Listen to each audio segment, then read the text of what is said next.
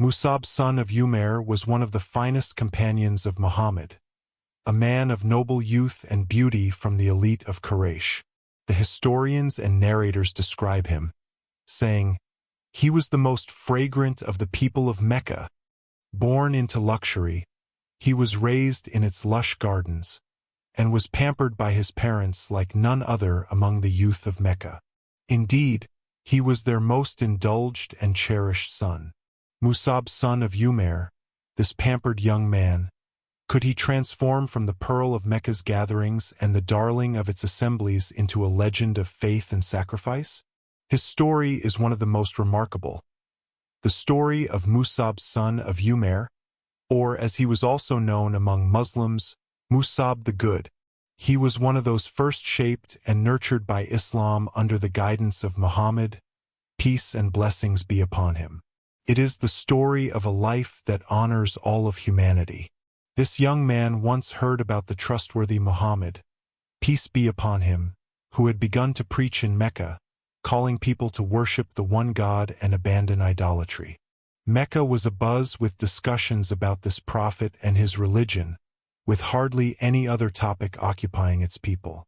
Despite his youth, Musab, the pampered youth of Quraysh, listened intently to these discussions. He attended every gathering, and with his elegance and wisdom, he opened many hearts and doors. One day, he heard about the gatherings of Muslims who met discreetly to learn about the new faith, far from the harassment of Quraysh. Driven by curiosity and longing, he did not hesitate. He went immediately to House Arqam. That evening, he joined those who had accepted the message, meeting with the Prophet, peace be upon him, who recited the Quran to them and prayed with them to the Almighty. Musab's mother, Malik bint Kunaz, was a formidable and strong character, instilling awe to the point of fear. When Musab converted to Islam, he feared neither the might of his mother nor the might of anyone on the face of the earth. If all of Mecca, with its idols, nobles, and deserts, were to confront him, he would stand undaunted. However, confronting his mother was a different kind of horror, one that was unbearable. Thus, he quickly decided to keep his conversion a secret until God decreed otherwise. He frequented the house of Al-Arqam in secrecy, sitting with the messenger of God, peace be upon him, and feeling at peace with his faith while avoiding his mother's wrath. However, in those days, Mecca had ears and eyes everywhere, and secrets were hard to keep. The city's gossiping tongues spread news quickly across its sandy terrain. One day, Talha bin Uthman saw Musab entering Al-Arqam's house stealthily. On another occasion, he saw Musab praying in a manner similar to that of Muhammad, peace be upon him. Talha rushed to Musab's mother with the news that shook her to her core. Musab stood before his mother, his clan, and the nobles of Mecca, confidently reciting the Quran, which the Prophet had taught him, filling their hearts with wisdom, justice, and piety. His mother, infuriated, tried to slap him to silence him, but her hand, which had been quick as an arrow, relaxed and withdrew. She stepped aside, overwhelmed by the dignity and light in his handsome face, which commanded respect and calm persuasion. Yet, while his mother's maternal instincts might have spared him from physical harm, her determination to avenge the gods remained. She resorted to another tactic, confining him within the house, locking him up as a prisoner. Musab remained confined until he heard the news of believers migrating to Abyssinia. He managed to deceive his guards, escaped his confinement, and joined the migrating believers to Abyssinia. Musab stayed in Abyssinia with his fellow migrants and then returned to Mecca with them. He later migrated to Abyssinia a second time with companions who obeyed the Prophet's command to migrate.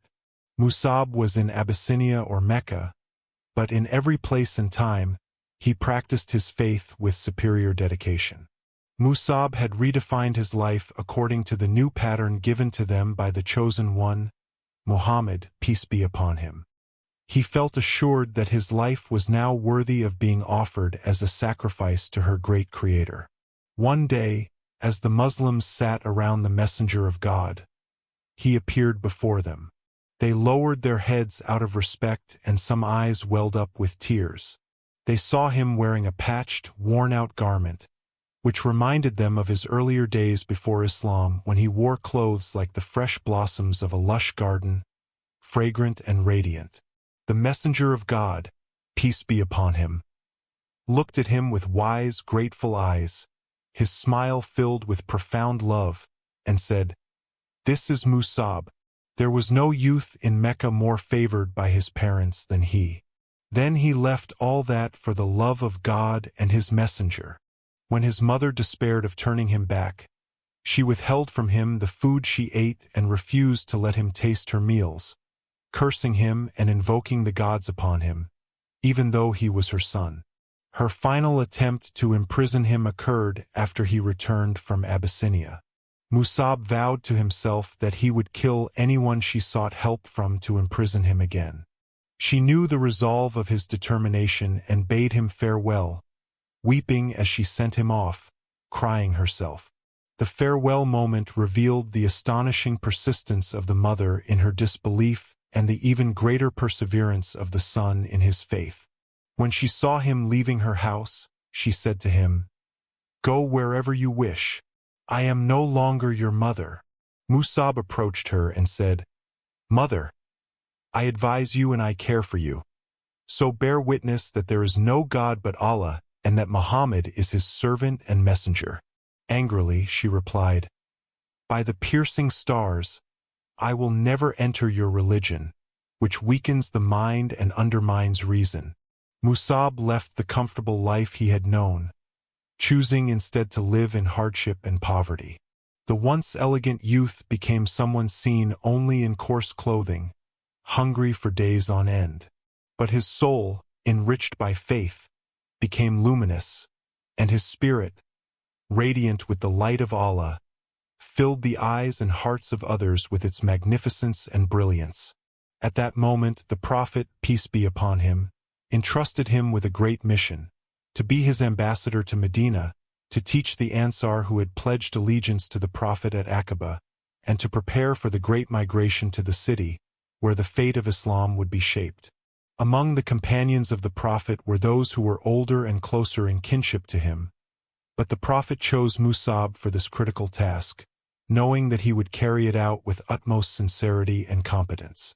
Musab conquered the hearts of the people of Medina with his noble character and intelligence, and they entered the religion of Allah in groups.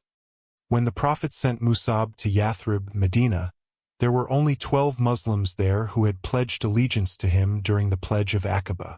However, within a few months, Musab had transformed the city. By the next Hajj season, the Muslims of Medina sent a delegation to Mecca to meet the Prophet, and they were 70 believers strong, led by Musab Ibn Umair. Musab had proven to the Prophet, peace be upon him, his capability and wisdom.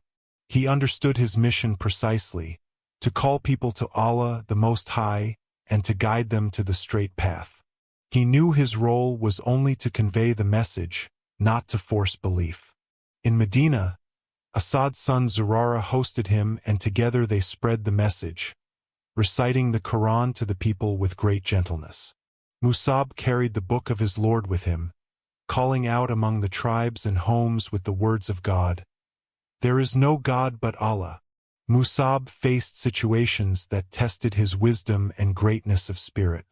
One day, while preaching to a gathering, he was confronted by USAID son Hud, the leader of the Banu Abd al-Ashal. With a spear in hand and anger in his eyes, USAID was furious that Musab was leading his people away from their gods and their old religion, to a God they had never known or heard of before. The people of Medina imagined their idols sitting idly in their shrines, unable to defend themselves, while Musab, the stranger, was bringing a new God into their midst. They believed that their gods would answer their prayers and help them, but Musab's God, Muhammad's God, was invisible and unknowable. USAID saw the Muslims listening to Musab, calm and receptive, and his rage intensified. He stood before Musab, his spear ready, and addressed Assad's son Zurara angrily. "What brought you here to deceive our weak ones? Keep away from us if you don't want to lose your lives."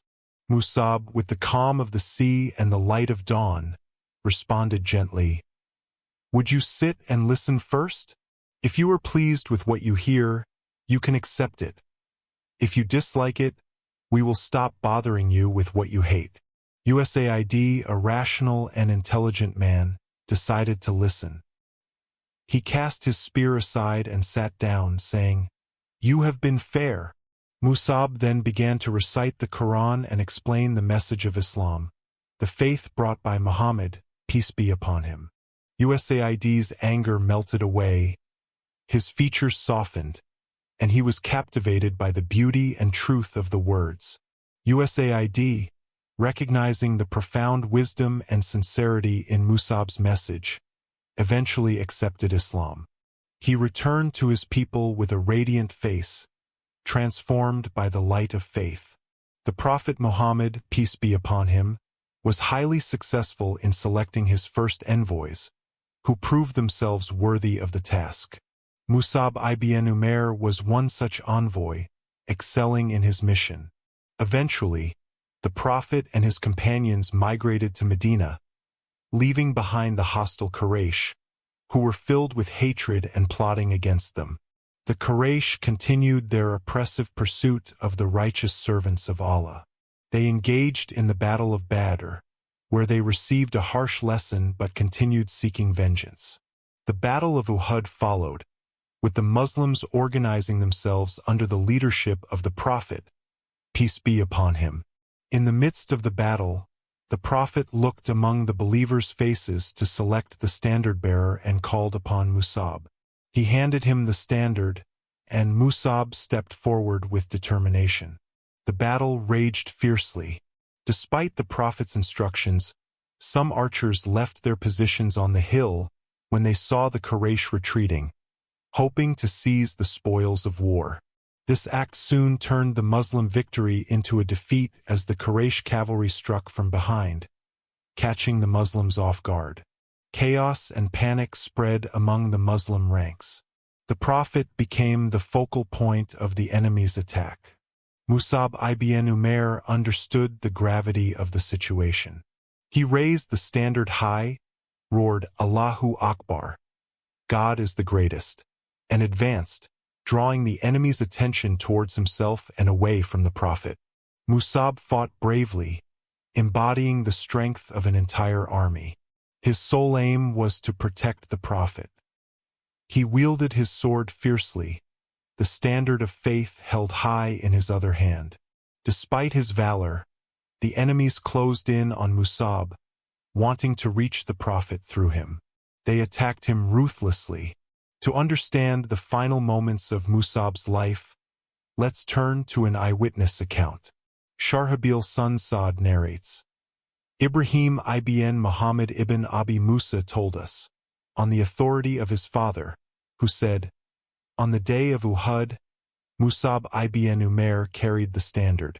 When the Muslims were scattered, he stood firm and continued fighting. A Quraysh horseman, son Kamiyeh, approached Musab and struck his right hand, cutting it off. Musab recited, Muhammad is but a messenger. Messengers have passed on before him. He picked up the standard with his left hand, and the horseman struck again, severing his left hand as well. Musab leaned on the standard, holding it with his upper arms, and again he recited, Muhammad is but a messenger. Messengers have passed on before him. Finally, the horseman struck Musab with his spear, killing him and bringing him down. He took the standard in his left hand, and the attacker struck his left hand, cutting it off. Musab then bent down, holding the standard with his upper arms and pressing it to his chest, saying, Muhammad is but a messenger. Messengers have passed on before him. The attacker struck him a third time with a spear, piercing him and killing him. Musab fell, and with him fell the standard. Musab fell, and the standard fell. He adorned himself with the jewelry of martyrdom, becoming a star among the martyrs. He fell after fighting valiantly in a great battle of sacrifice and faith. When he fell, the path to the Prophet, peace be upon him, became clear to the attackers, as if there were no more defenders or protectors. The Prophet, peace be upon him, was deeply pained, yet he consoled himself, knowing that Musab had given his life to protect him. With every strike that severed a limb, Musab repeated, "Muhammad is but a messenger. Messengers have passed on before him," the verse that would later be revealed as part of the Quran. After the bitter end of the battle, the Prophet, peace be upon him, and his companions searched for and bid farewell to the martyrs. They found Musab's body lying on the ground, his face hidden in the dust, soaked in his pure blood. It was as if the Prophet, peace be upon him, feared to see Musab's lifeless body, the one who had always protected and revered him. Before ensuring the safety of the Prophet, Musab had fallen as a martyr, completing his duty and defending the Prophet until his last breath. The Prophet mourned for Musab deeply, remembering the fragrance of his life and the memory of his sacrifice. The Prophet and his companions came to honor the martyrs and bid them farewell. When they reached Musab's body, tears flowed abundantly, loyal and sincere. Al-Kababab's son Alarit narrates, "We emigrated with the Prophet, peace be upon him, for the sake of Allah, seeking his reward. Our reward became obligatory upon Allah. Some of us passed away without taking anything of our reward in this world. Musab Ibn Umair was one of them. He was killed on the day of Uhud. We could find nothing to shroud him except a piece of cloth. When we covered his head with it, his feet were exposed, and when we covered his feet, his head was exposed. The Prophet, peace be upon him, said, 'Cover his head with it, and put some grass on his feet.' Despite the deep and painful grief for his uncle Hamza, the Prophet, peace be upon him, shed tears for Musab, overwhelmed by the sight of his body and the mutilation inflicted by the disbelievers, which deeply pained his heart. Despite the battlefield being strewn with the bodies of his companions and friends, each of whom represented purity, light, and truth, the Prophet Muhammad, peace be upon him, stood over the body of Musab Ibn Umair, one of his first envoys, to mourn and bid him farewell. With his eyes filled with tenderness and compassion, the Prophet stood by Musab's body and said, wrapping him in his mercy and loyalty, "Among the believers are men who have been true to their covenant with Allah." Quran 33:23. He then cast a look of sorrow at Musab's garment, recalling his first sight of Musab in Mecca, and said, "I saw you in Mecca with nothing finer, nor more luxurious than your clothes. And here you are, disheveled in a simple cloak." The Prophet's compassionate gaze encompassed the entire battlefield, and he declared, "Allah's messenger bears witness that you are martyrs before Allah on the day of resurrection." He then turned to the living companions around him and said, "Visit them, greet them, for by the one in whose hand is my soul, no Muslim will greet them until the day of resurrection, but they will respond to his greeting. Peace be upon you, Musab. Peace be upon you, martyrs. Peace be upon you, and the mercy and blessings of Allah."